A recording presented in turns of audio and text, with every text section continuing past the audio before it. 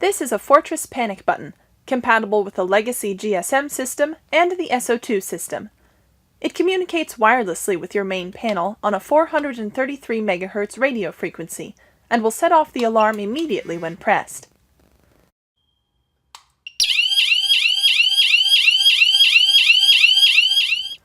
Your package comes with double-sided sticky tape, which can be used to mount the panic button in a permanent location. To replace the battery, use a small screwdriver to remove the screw on the bottom of the unit. Open the panic button, then insert one 23A.